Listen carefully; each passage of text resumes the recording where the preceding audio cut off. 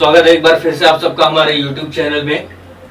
आज हम लोग पढ़ेंगे पार्टनरशिप यानी कि पार्टनरशिप किस किस एग्जाम में आता है। ये आपका देखिए बैंक वगैरह के किसी एग्जाम में आता है। इंटरमीडिएट का जो अकाउंट्स है, अकाउंट्स में दो ही है, एक पार्टनरशिप है आपका एंड सेकेंड है कंपनी सेक्शन।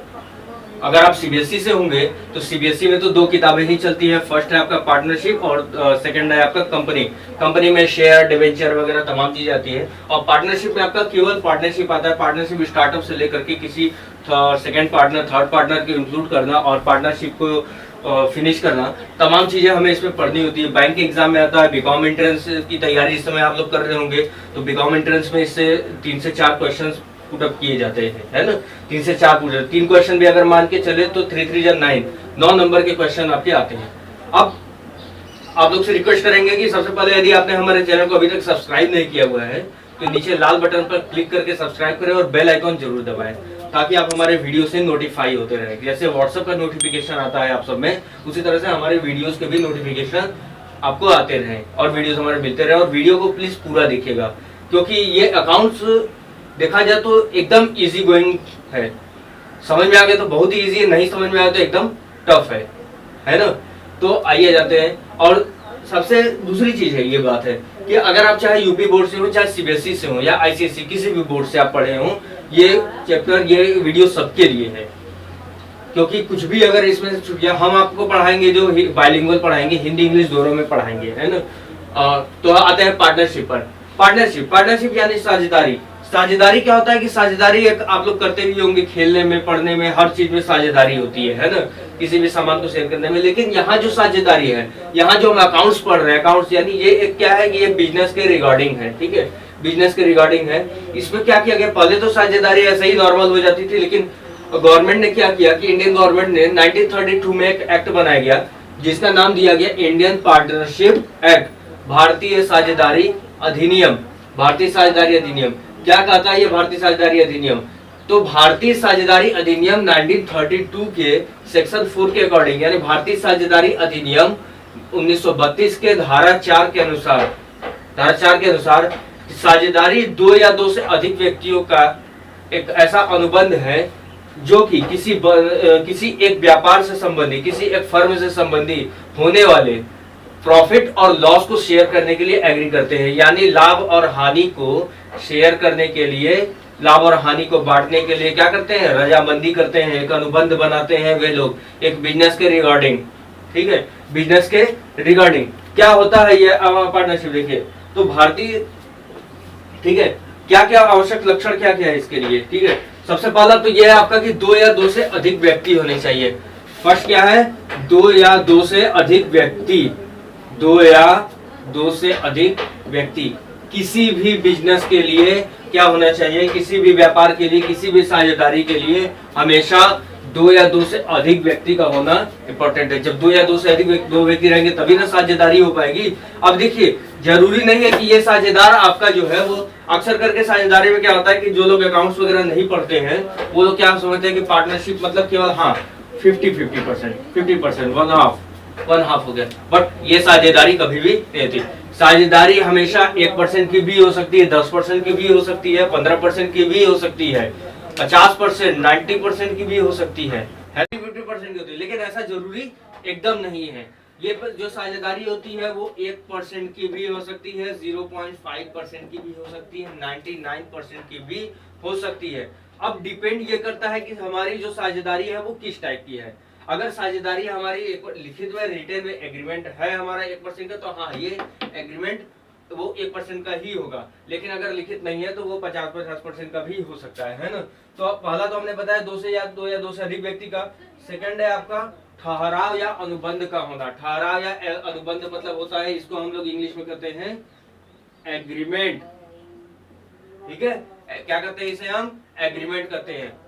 वीडियो को ध्यान से देखिएगा क्योंकि इस वीडियो में हम अकाउंट्स के यानी या पार्टनरशिप के बेसिक्स के बारे में भी पढ़ेंगे और इससे रिलेटेड आज क्वेश्चन भी हम लोग सॉल्व करेंगे। आज ही सॉल्व करेंगे। कुछ क्वेश्चन आज सॉल्व करेंगे, कुछ क्वेश्चन कल पे छोड़ देंगे, कल सॉल्व करेंगे हम लोग, ठीक है। तो 2 या 2 से अधिक व्यक्ति होने चाहिए। सेकेंड हमारा है क्या, सेकेंड हमारा एग्रीमेंट होना चाहिए, दोनों के बीच एग्रीमेंट होना चाहिए। अब देखिए ये जो एग्रीमेंट है ये आपका लिखित भी हो सकता है और मौखिक भी हो सकता है, दोनों तरह से हो सकता है। और दोनों के लिए क्या होती है कि रिटेन और ओरल, लिखित को इंग्लिश में रिटेन कहा जाता है और मौखिक को ओरल कहा जाता है। ओरल के लिए क्या होता है कि ओरल के लिए एक कुछ अलग शर्तें होती है, रिटेन के लिए अलग शर्तें होती है, वो हम आपको अभी आगे बताएंगे, है ना। आप लगातार हमारे साथ वीडियो देखते रहिए, ठीक है। तो ये जो एग्रीमेंट है वो आपका लिखित और मौखिक दोनों हो सकता है, दोनों के बीच। और इसी भारतीय अधिनियम भारतीय साझेदारी अधिनियम 1920 के धारा 5 के अनुसार साझेदारी का संबंध अनुबंध द्वारा उत्पन्न होता है, स्थिति द्वारा नहीं। यानी जो साझेदारी का जो अनुबंध है वो किसके द्वारा उत्पन्न होता है, अनुबंध के द्वारा, ठीक है।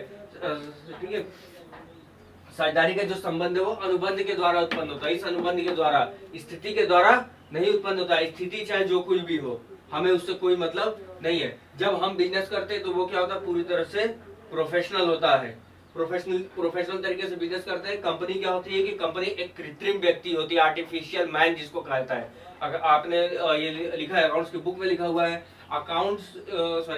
Company is artificial man. इसको हम एक आर्टिफिशियल मैन मान करके चलते हैं कि हाँ कंपनी एक क्या है कि कंपनी एक आदमी है। ये हमने कंपनी खड़ी कर दी, कंपनी एक आदमी हो गई, इसका नाम दे दिया हमने कंपनी। जो भी जो भी हमें देना है, अभिषेक ट्रेडर्स, जो भी देना है समथिंग, ABCD XYZ कुछ भी, ठीक है। कारोबार का होना, ध्यान दीजिएगा, कारोबार का होना, ठीक है, वैध कारोबार का होना, ओनली कारोबार नहीं, वैध कारोबार का होना। लीगल बिजनेस आपका ये क्या होता चाहिए, पहला हमारा क्या है, शर्त क्या है, 2 या 2 से अधिक व्यक्ति होने चाहिए। सेकंड क्या है कि दोनों के बीच अनुबंध होना चाहिए, एग्रीमेंट होना चाहिए। और थर्ड हमारा क्या है, लीगल बिजनेस, लीगल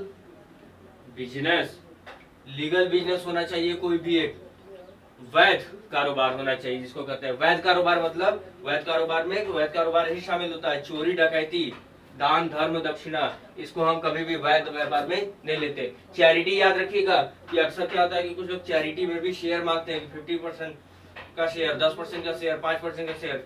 ये कभी भी पार्टनरशिप एग्रीमेंट में इंक्लूड नहीं होगा, चैरिटी को नहीं। एक बिजनेस होना चाहिए जिससे कि हमें जिसके लिए हम वर्क करते हो, जिससे कि हमें प्रॉफिट और लॉस के लिए क्या होना चाहिए कि हम वहां पे प्रॉफिट, उससे होने वाले प्रॉफिट और लॉस के लिए एग्री करते हो। अक्सर क्या होता है कि हम प्रॉफिट ही चाहते हैं, लॉस तो कोई नहीं चाहता नहीं है। लेकिन अगर लॉस हो गया तो भी क्या होता है कि लॉस हो जाता है, तब भी हम भाई जिम्मेदारी हमारी ही बनती है, पार्टनर की ही बनती है ना।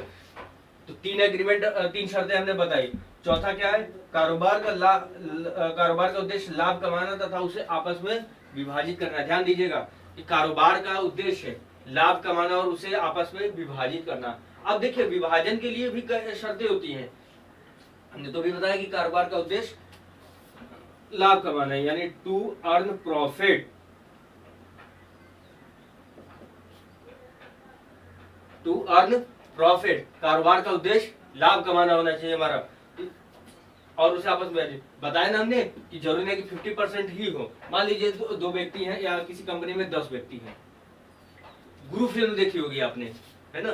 गुरु फिल्म में क्या होता है कि जब उसकी जो एक्टर की कंपनी डूबने लगती है तो वो क्या करता है कि पार्टनर अपने लिए कलेक्ट करता है, लोगों से चंदा उतारता है कंपनी में ना, उसको क्या करता है उसमें पार्टनर बनाता है कंपनी में लोगों को, आम पब्लिक को उठा करके।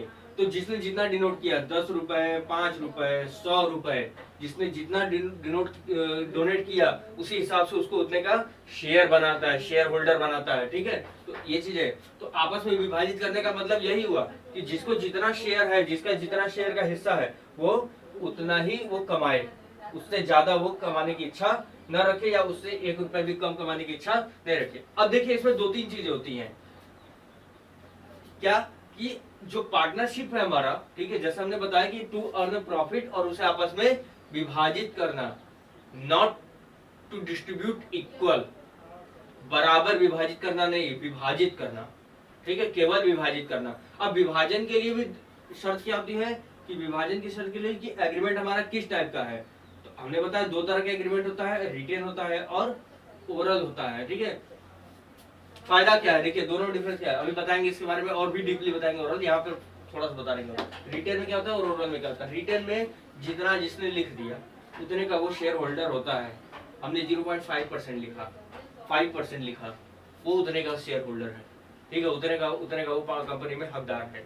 ठीक है। लेकिन वही क्या होगा कि वही अगर पार्टनरशिप जो है वो ओरल है, तो ओरल में क्या होगा कि अगर एक कंपनी को 1 रुपए का फायदा हो रहा है और इसमें क्या है कि 3 लोग हैं, तो वो लोग क्या करेंगे कि 33.33% के शेयर होल्डर वो उसमें है। अगर 2 लोग हैं तो 50-50%, मतलब इसमें कोई शेयर नहीं होता है। अगर पार्टनरशिप हमारा ओरल है तो वो क्या होगा कि वो इक्वली बांटेंगे लोग, है ना, इक्वली बांटेंगे। लेकिन अगर वही पार्टनरशिप हमारा क्या है, रिटर्न में है, पार्टनरशिप डीड रिटर्न में है, जो अनुबंध होता है वो एक कागज पर होता है, ठीक है, जिसको साझेदारी, हिंदी में साझेदारी संलेख कहते हैं, इंग्लिश में पार्टनरशिप डीड कहते हैं। आगे बताएंगे पार्टनरशिप डीड के बारे में। 3 नंबर का क्वेश्चन आता है इंटरमीडिएट में पार्टनरशिप डीड से, ठीक है।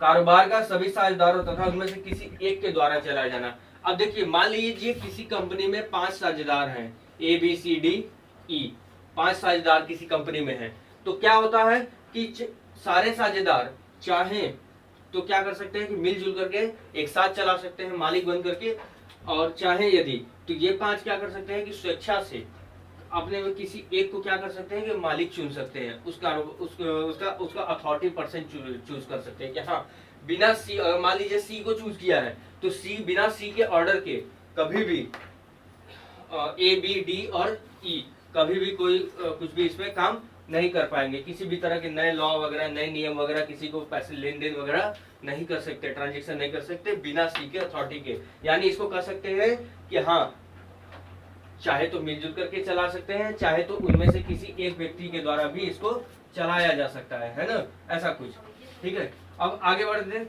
प्रत्येक साझेदार द्वारा अपनी फर्म का एजेंट होना, ठीक है। साझेदारी अधिनियम कहता है, भारतीय साझेदारी अधिनियम कहता है कि प्रत्येक साझेदार अपनी कंपनी का एजेंट होता है और प्रत्येक साझेदार अपनी कंपनी का मालिक होता है, वो एज अ एजेंट, ठीक है। एजेंट को हिंदी में प्रतिनिधि कहा जाता है। देखिए, अब है पार्टनरशिप डीड। पार्टनरशिप डीड को इंग्लिश हिंदी में कहा जाता है साझेदारी संलेख। क्या होता है ये पार्टनरशिप डीड? हमने आपको बताया था कि पार्टनरशिप 2 तरह के होते हैं, एक रिटन होता है और एक ओरल होता है आपका। तो जो ओरल एग्रीमेंट होता है, ओरल के लिए तो कोई पेपर वगैरह होता नहीं है, लेकिन रिटन के लिए क्या होता है कि जिस पेपर पे एग्रीमेंट होता है उसी पेपर को हम कहते हैं partnership deed. Partnership deed is an written agreement between 2 or more partners for a business who are agreed to share their profit and loss, ठीक है। यानी कि साझेदारी संलेख एक ऐसा संलेख, एक ऐसा अनुबंध है जो कि 2 या 2 से अधिक साझेदारों के मध्य होता है किसी एक बिजनेस से होने वाले लाभ और हानि को सहने के लिए, ठीक है, पार्टनरशिप डीड। और इस पार्टनरशिप डीड में होता क्या है, वास्तव में 4 चीजें मुख्य रूप से फोकस की गई होती हैं। Capital, drawing, profit and loss and loan. Capital यानी पूंजी, कंपनी की शुरुआती पूंजी कितनी है, कंपनी की शुरुआती पूंजी कितनी है, ओपनिंग अकाउंट कितना है, क्लोजिंग बैलेंस कितना होना चाहिए, वो सारी चीजें शो करती है। इसमें किस पार्टनर ने कितना % लगाया हुआ है, किस पार्टनर ने कितना % इसमें कैपिटल लगाया हुआ है। जरूरी नहीं है कि हम 1 लाख रुपए लगा रहे हैं किसी भी बिजनेस में तो हमारा भी पार्टनर 1 लाख रुपए वो इन्वेस्ट करे। उसका अमाउंट 0 भी हो सकता है, 2 लाख भी हो सकता है, 3 करोड़ भी हो सकता है, कुछ भी हो सकता है उसका बिजनेस, और 0 भी हो सकता है। जरूरी नहीं है कि हाँ वो पैसा इन्वेस्ट कर रहे हैं, लेकिन जो जितना इन्वेस्ट करता है वही हमारा क्या होता है कि कैपिटल, हमारा कैपिटल में हम शो करते हैं उसको। जो जितने कैपिटल इन्वेस्ट करता है कंपनी का, इवन कंपनी का भी ओपनिंग कैपिटल जितना होता है वो भी हम इसमें शो करते हैं। कंपनी में भी शुरुआत में कुछ एसेट्स वगैरह लगते हैं, वो भी हम इसमें शो करते हैं। ड्राइंग को हिंदी में कहा जाता है आहरण। याद रखिएगा, अक्सर यूपी बोर्ड वाले कंफ्यूज हो जाते हैं। आहरण क्या होता है, थोड़ा सा अलग वर्ड है, आहरण है ना, आहरण। ड्राइंग भी समझ में आता है, लेकिन आहरण थोड़ा सा क्या है कि कुछ उटपटांग टाइप का वर्ड लगता है ना। तो आहरण में क्या होता है कि जब कंपनी की पूंजी से कोई पैसे निकालता है, कोई पार्टनर पैसे निकालता है तो उसी को क्या कहते हैं, आहरण करते हैं। और इसमें जब कोई, याद ध्यान रखिएगा कि जब कोई व्यक्ति क्या करता है कि उस कंपनी से पैसे निकालता है तो उसके एवज में उस पार्टनर को, कंपनी को उसका कुछ ब्याज देना है। जितने पैसे निकालता है उसका कुछ ब्याज देना पड़ता है। अब वो कितना ब्याज देना पड़ता है, कितने % के हिसाब से, वो हम आपको आगे बताएंगे, ठीक है। तो उसका क्या होता है कि ब्याज देना पड़ता है, कभी ब्याज देना भी पड़ता है, कभी नहीं देना पड़ता है। वो सारी चीजें किसमें लिखी होती है, पार्टनरशिप डीड में लिखी होती है। ड्राइंग प्रॉफिट एंड लॉस, कितना प्रॉफिट होना चाहिए, कितना लॉस होना चाहिए, sorry profit and loss. Profit and loss में कि कंपनी का कितने भी प्रॉफिट लॉस में से किस पार्टनर का कितना शेयर बनता है, ठीक है, कितना किसको परसेंट, कितना किसको शेयर देना चाहिए, कितने परसेंट किसको कमीशन देना चाहिए, और किसकी कितनी सैलरी होगी। ये जरूरी नहीं है कि उसको शेयर दिया जा रहा है तो उसको सैलरी नहीं जाएगी। कंपनी का रूल होता है, पार्टनरशिप का रूल है कि हाँ आप कमीशन भी दे सकते हैं, शेयर भी दे सकते हैं और सैलरी भी दे सकते हैं। वो सैलरी 1 रुपीज भी हो सकती है, 1000 रुपए, 2000 रुपए, 10,000 रुपए, 1 करोड़, 2 करोड़, 50 करोड़, जितनी कंपनी की क्षमता है, जितने पार्टनर्स की एबिलिटी है, उसी के अकॉर्डिंग कंपनी उसकी सैलरी निर्धारित करती है। और कंपनी ये भी निर्धारित करती है कि हाँ उससे होने वाले लॉस को, ठीक है, उससे होने वाले लॉस को भी बांटने के लिए लोग क्या करते हैं कि एग्री करते हैं। जैसे मान लीजिए कि किसी कंपनी में 2 पीपुल हैं, ठीक है, 2 पीपुल हैं और 2 लोग हैं, कंपनी को 1 साल में 1 लाख रुपए का लॉस गया है। तो अब उन 2 लोगों का दायित्व बनता है कि और इनका जो शेयर था वो 40% और 60% का शेयर था, है ना, 40% और 60% का शेयर था। तो एक पार्टनर आपका क्या भरेगा 40,000 रुपए भरेगा और एक पार्टनर 60,000 रुपए भरेगा। लेकिन पार्टनरशिप डीड में क्या होता है, इसमें एक थोड़ी सी कमियां भी हैं कि अगर मान लीजिए उसमें से एक पार्टनर ऐसा है जो 40% भरने के वजह में है ही नहीं, है ना, है ही नहीं कि 40% वो कहां से देगा, वो अब 1 रुपए नहीं दे पाएगा। प्रॉफिट था तो ठीक है, ले रहा था लेकिन जब अब लॉस हो रहा है तो वो 40% नहीं दे सकता, इसके एवज में अब कुछ किसका किया नहीं सकता। वो सारी लायबिलिटी आ जाती है किस पर, कंपनी पर।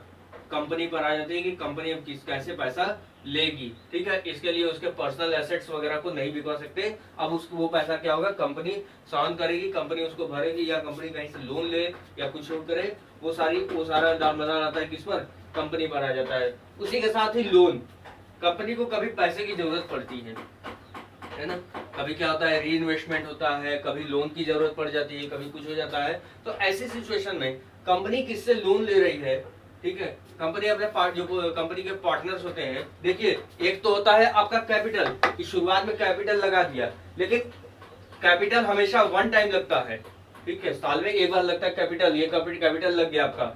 लेकिन मान लीजिए किसी ने क्या किया कि 1 लाख रुपए तो कैपिटल लगा दिया, है ना, किसी पार्टनर ने, चार लोग थे, 4 लोगों ने क्या किया, 1-1 लाख रुपए लगा दिया, 4 लाख रुपए कंपनी लगा करके कैपिटल शुरू हो गई कंपनी, ठीक। लेकिन अब उसी के एवज में क्या हो गया कि कंपनी को फिर से आफ्टर 6 मंथ, 6 महीने बाद कंपनी को 2 लाख रुपए की और जरूरत पड़ी। कंपनी के पार्टनर बी ने कहा कि हाँ हम देते हैं 2 लाख रुपए, कंपनी को देते हैं, लेकिन ये जो 2 लाख रुपए होंगे ये कैपिटल में काउंट नहीं होंगे, ये किस में काउंट होंगे, ये लोन में काउंट होंगे।